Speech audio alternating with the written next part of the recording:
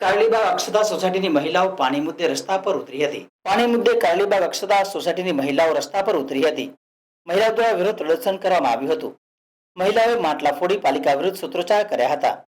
2 વર્ષ ઉપરાંત સમયથી સોસાયટીમાં પાણીની સમસ્યા છે। 15 દિવસથી બિલકુલ પાણી નહીં મળતા રહીશો વિફર્યા હતા। ખાનગી ટેન્કર મંગાવી પાણીની જરૂરિયાત પૂર્ણ કરાઈ છે। તે વિરોધ પ્રદર્શનમાં વયસ્ક મહિલાઓ પણ જોડાઈ હતી। આ કારેલીબાગ વિસ્તારની વડોદરા શહેરની અક્ષતા સોસાયટી છે। આ વસ્તુ એવો ઇસ્યુ છે કે જે બેઝિક જરૂરિયાત છે। બેઝિક જરૂરિયાત એટલે કે પાણી, રોડ, રસ્તા અને ગટર। અમારે ત્યાં મેઇન પાણીનો ઇસ્યુ છે। પાણીનો ઇસ્યુ એવો છે કે 2 વર્ષથી સતત અમે ઘણી વખત રજૂઆત પાણીની ટાંકી પર પણ ગયા, ત્યાં પણ સ્થાનિક લોકોને રજૂઆત કરી અને આ રજૂઆત પછી અમે ડેપ્યુટી એન્જિનિયરને પણ રજૂઆત કરી। એ પણ આખું વિઝ્યુઅલાઇઝેશન કરીને ગયા કે ભાઈ પાણી કેવું આવે છે, શું આવે છે।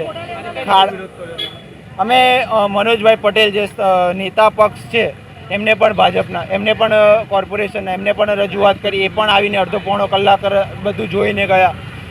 ફિક્સ વાલ, ઓપરેટિંગ વાલ, આ બધી વાર્તાઓ એમણે કરીને ગયા, પરંતુ એમનાથી કોઈ હજુ સુધી નિકાલ આવ્યો નથી। આજે 1 અઠવાડિયું થઈ ગયું, ખાડા ખોદીને ગયા છે, પણ જે ટાંકી પરના ઓપરેટરો જે કહે છે કે અમને આવું નહીં કરવાનું, અમને બોલવાનું નહીં, તો અમે અમારી રજૂઆતને વેદના કોને જઈને બતાવીએ?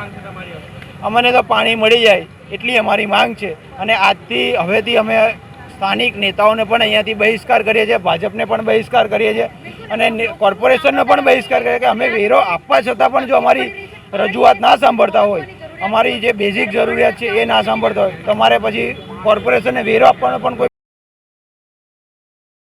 કારેલીબાગ સ્થિત અક્ષતા સોસાયટીમાં અમે લોકો રહીએ છીએ। આ બધી સોસાયટીના તમે જુઓ છો એ અમે અહીંના રહીશ છીએ। છેલ્લા આજ 16 દિવસ તે લોકો પાણી માટે વલખા મારી રહ્યા છે। કોર્પોરેશન સાંભળી જ નથી રહી, બધા એકબીજાની પર દોડે છે। છેલ્લા કેટલા દિવસથી અમે લોકો કમ્પ્લેન કરી રહ્યા છે પણ કોઈ સાંભળતું જ નથી, ઉડાવ જવાબ આપે છે। પાણી આપે તો એકદમ લો પ્રેશરમાં અને આખા દિવસનું 20 જ મિનિટ પાણી આપે છે, એટલે અહીંના સ્થાનિકોને બહુ જ મુશ્કેલી પડી રહી છે। પાણી મળવું જોઈએ અમને લોકોને।